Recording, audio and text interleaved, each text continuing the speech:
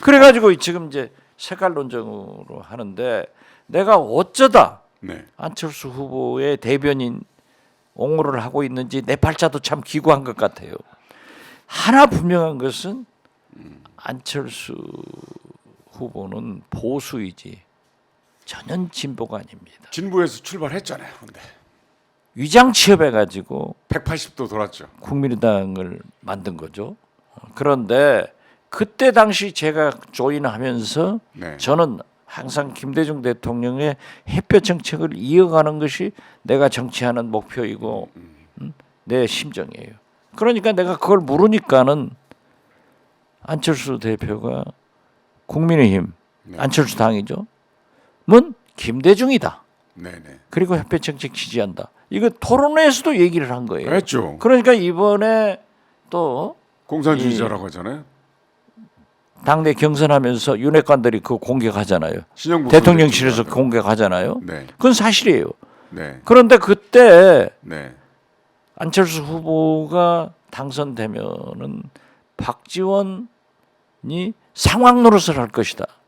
이 왼수 홍준표 후보가 그렇게 공격을 했어. 그런데 시장님이 사랑하시는 홍준표 대구시장께서요. 그래도 홍준표는 그 참 좋은 정치인이에요. 어떻게 됐든. 예. 그러니까 내가 정읍에서 네. 제 전라북도 고향입니다. 정읍이. 정읍에 가서 네. 유성엽 의원과 연설을 하면서 네. 안철수 후보가 대통령이 되면은 김대중 대통령의 햇볕 정책을 이어받아서 남북 관계를 개선해서 네. 초대 평양 대사가 내 꿈이다. 네. 이렇게 얘기를 했어요. 기억납니다. 그러니까 네. 기자들이 서울에서 안철수 대표한테 햇볕 정책을 박지원 대표 상임위원장을 평양 대사로 가느냐 하냐 했더니 나는 햇볕 정책 지지하지 않고 그런 거 없다. 그때부터 해가지고 나는 두 분 사이가 벌어졌죠.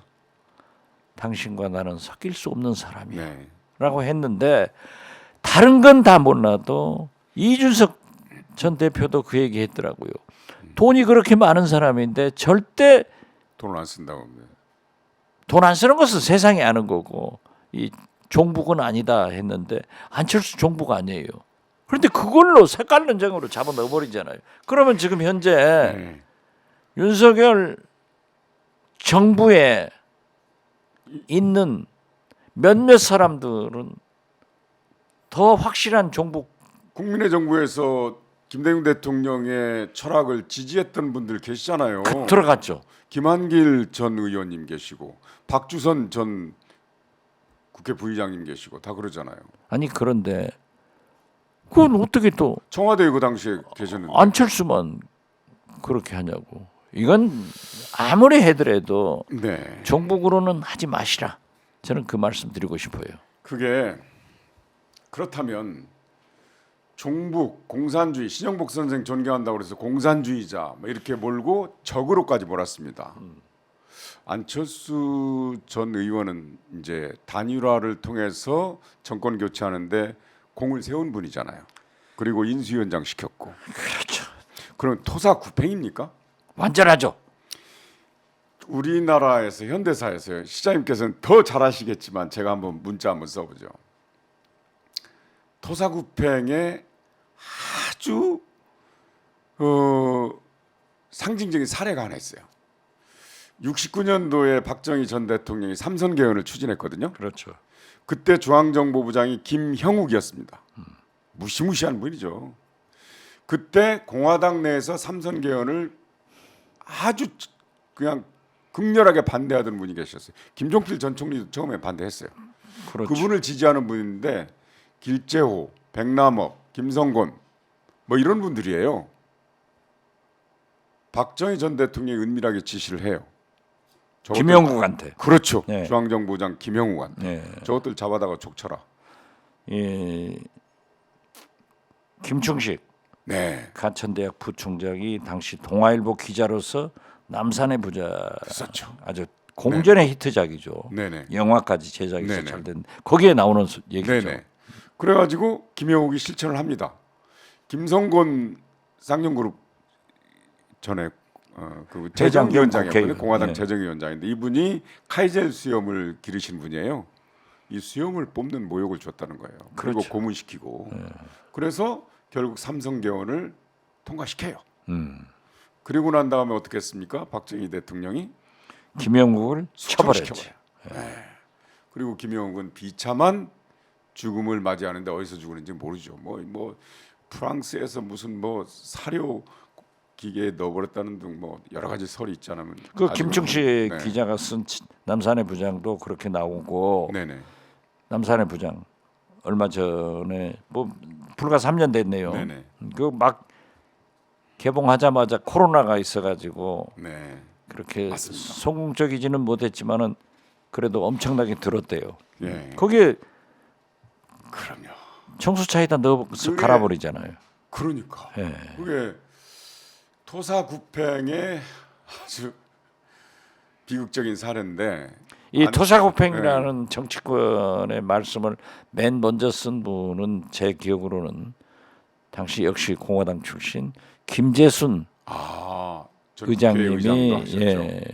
센터 이사장 하신 네네, 아주 센터 이사장. 훌륭한 어르신인데 네네. 그런 얘기를 썼어요. 토사구팽. 안철수 의원이 이 정부를 세우는데 공을 세우고 이제 쓸모가 없어졌다. 용도 폐기다. 그러니까 그게 보면은 역사는 자꾸 반복한다. 예. 그런 거 실감하는 것 같아요. 그런데 김기현 지금 후보 측에서는 안철수 의원, 나경원 의원 사퇴 이후에 안철수 의원이 치고 올라가니까 위기감을 느끼긴 느꼈을 거예요. 왜냐하면 여론 지지율이 달라졌거든요. 위기감 느끼죠. 네네. 그 위기감을 김기현 후보보다도 네네. 윤석열 대통령이 더 강하게 느끼신 거예요. 네. 그러면 윤석열 대통령이 왜 이렇게 초법적으로 자 보세요. 네.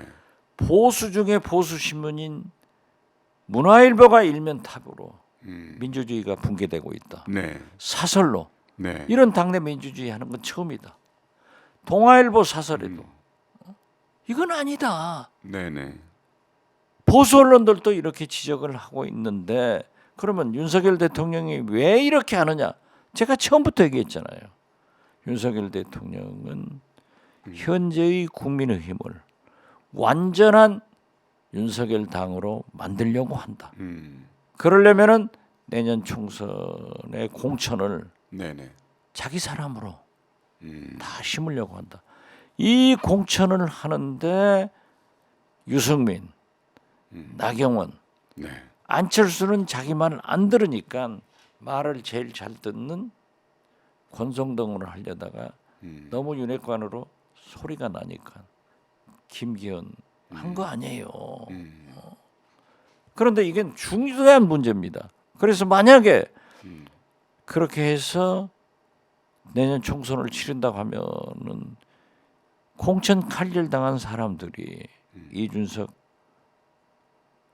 유승민 등 신당 창당한다니까요. 신당 창당. 예, 제가 그 얘기를 보수에 분열된다라고 그렇죠. 계속 했는데 말씀하셨잖아요. 이번에 버렸어요. 윤석열 대통령의 멘토 심평 변호사가 네. 딱 군갈치잖아요. 만약 안철수 대표가 당선되면은 윤석열 대통령은 탈당해서 신당을 만들 것이다.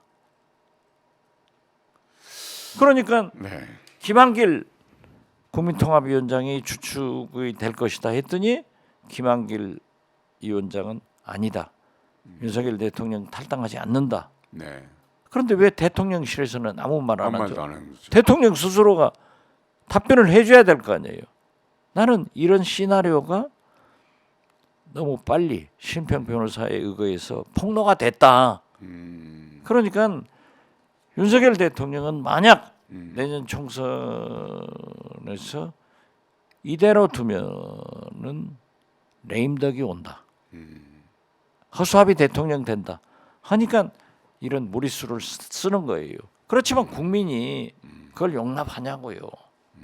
이 민심을 국민을 무시하는 정권이 존재할 수 없습니다. 그렇게 된다 하면은 국민을 좌지우지할 수 있다 하면은 왜 박정희는 왜 전두환은 물러가죠? 그렇죠. 역사가 무서운 거예요. 민심이 무서운 거예요.